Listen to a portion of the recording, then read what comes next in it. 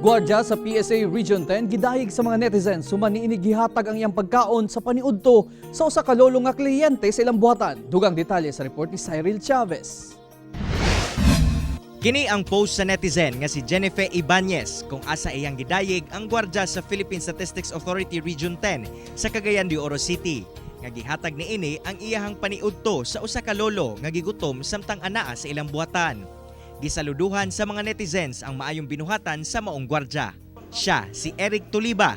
Gidugang niya nga naluoy siya sa maong tigulang ni adtong tungura sanglit nagkurog-kurog kini sa iyang lingkuranan samtang nagpaabot sa birth certificate nga iyang giasikaso. Gibutyag sab kuno sa tigulang nga wala pa kini panihapon og pamahaw, hinungdan nga gibati na kini og kaluya. Sa walay pagduha-duha, gihatag ni Eric ang iyang inutang pa nga paniudto ngadto sa tigulang. May problema ako sir, kaya pa man akong kagutom sir. No?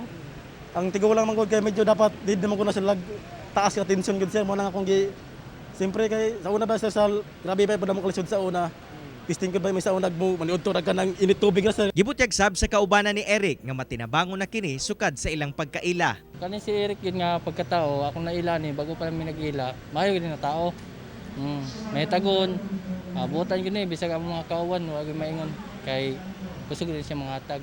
Gikalipay sab sa kadagkuan sa PSA Region 10 ang gihimo sa ilahang empleyado ug pagpamatuod nga daghan pang maayong tao karon luyo sa kalisdanan ug pagsulay nga atong ginasagubang. So kana ang among reaction sa office, in fact our among regional director home quarantine man karon na siya plano nga amo pong i-recognize ang good deeds.